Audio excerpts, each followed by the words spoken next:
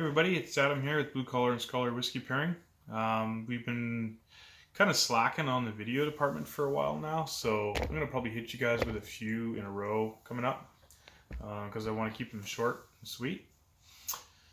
So what have we been up to? The first thing I want to tell you guys about, pretty excited about and pretty proud of, is our book. Blue Collar and Scholar, Nosing and Tasting the Water of Life. I don't know if I was supposed to tell you the title just yet, but I'm that excited. I couldn't resist. Wanted to, sorry, shaky.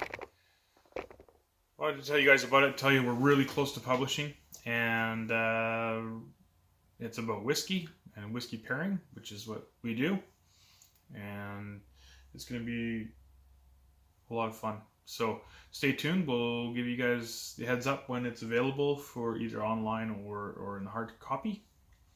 What else have we been up to? Last weekend, St. Paddy's Day. Yeah. And Blue Collar and Scholar was honored to present a whiskey tasting at Stronghearts Whiskey Club for the third time. Pretty new club that a friend of mine and I started up here in the Comox Valley, and it's been great. This time around we decided to do something a little different. Between being St. Paddy's Day, we decided to go Irish, and we did all Irish whiskies, as you can see most of them here beside me. And we also we decided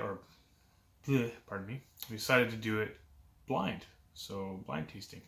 The thing I like about blind tasting is you get no preconceptions of brand or pricing when you're tasting the whiskey, and quite often you'll find you'll like one that's maybe not as expensive as others. So we'll just get right into that and tell you about the blind tasting and how it went. The first one we did was Writer's Tears. Really nice, easy whisking copper pot still Irish whiskey, 40% ABV. And what I liked about it the most, for me, is the title, to be honest.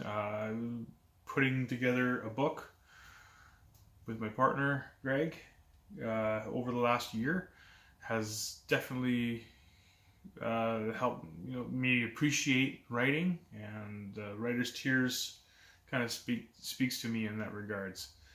The next one we did was called Tullamore Dew XO, which is a Caribbean rum cask finish, 43% ABV. They take their original Tullamore Dew and they finish it in a Caribbean rum cask. Really nice, sweet, easy drinking whiskey. Lots of tropical fruit flavors and notes. After that, we moved on to the Glendalough 7-year-old single malt Irish whiskey. This is a wonderful whiskey. From a fairly new distillery, 2011. A bunch of 5 guys got together and decided to start making craft spirits or craft whiskeys in Ireland. Pretty special, small batches, non-chill filtered, 46% ABV, and that's the one I'm going to be tasting tonight. After Glendalough, we had a Tyrconnell 15-year-old Madeira cask finish. Which I don't have here to show you guys, but in my opinion, it was probably the best one of the night. Super smooth, distilled and matured like a Scottish style. So it was double distilled for 15, matured for 15 years. Super smooth, really nice flavors from the Madeira cask finish. Really enjoyed that one. So Tyrconnell was a racehorse that won a famous horse race back in 1876. It was not the favorite to win. It was sort of the underdog. So much so that it won its place or its name in history, and they decided to name a whiskey after it. And like I said, in my opinion, it won the race this weekend as well at our tasting. After that, I decided to throw a curveball at Stronghearts Whiskey Club and pour them a glass, or a dram I should say, of Montfort Lot 41 by Shelter Point Distillery, which is a local distillery here in Comox Valley. It's non-chill filtered, bottled at 46% ABV. And the reason I poured this one is because, in my opinion, it's more Irish than Irish. In Ireland, they used to make their whiskey with a blend of malted and unmalted barley because they were taxed on the malted barley. So for cost-saving measures, they would actually mix the two. This particular Montfort is actually 100% unmalted barley, and it also this year has won a gold medal at the Canadian Whisky Awards and also an award for innovation.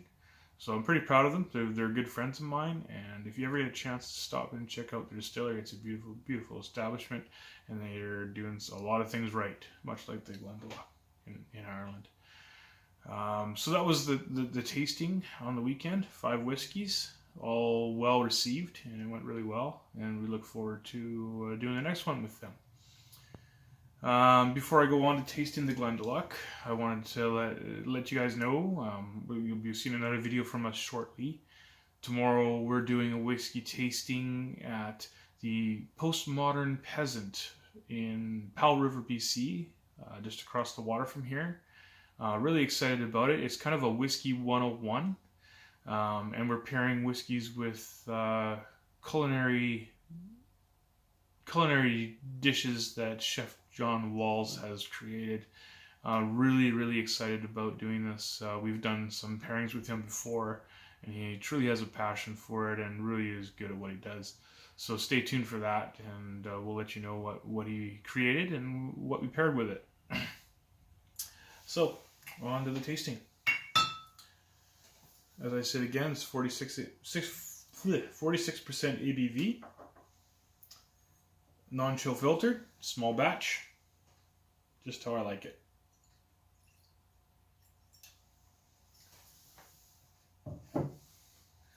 This is my Glencairn glass, but it's a Glencairn glass that's called the Canadian. This one is actually from Shelter Point Distillery, but it's a nice big tulip-shaped glass, almost like it's a tumbler really. So you can get more whiskey in there, but you still get the same or similar effect to nosing as you would a smaller Glencairn glass.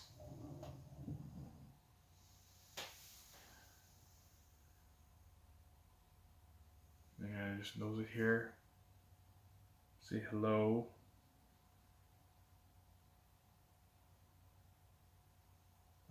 On the nose, I'm getting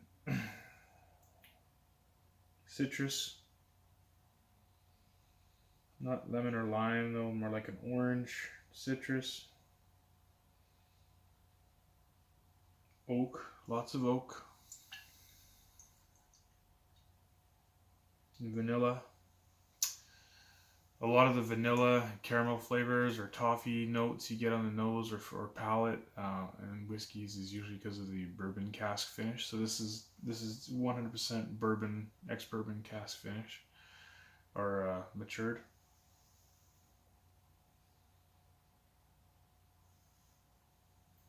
Getting a spice in there too.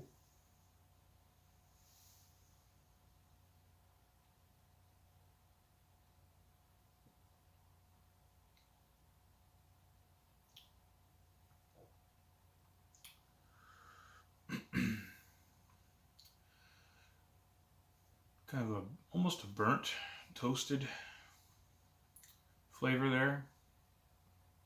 Cinnamon toast. Butter.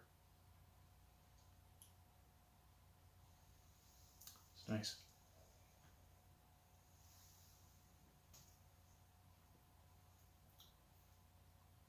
There's fruits in there too. Orchard fruits in the summer. Freshly ripe.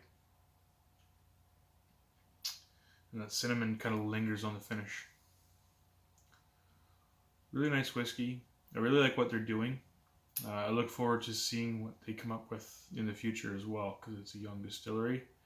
And yeah, not your average, as far as I'm concerned, not your average Irish whiskey. Definitely something I would buy again. Anyway, that's all the time we have for today. I'm going to toast to you. I've already done my hot tub, my workout for the night. I'm going to talk to you more about what I do as far as Scottish Highland Games goes and stuff that's coming up. And I also want to talk to you about some more events that Blue Collar and Scholar are involved with coming up as well. So stay tuned, and so long,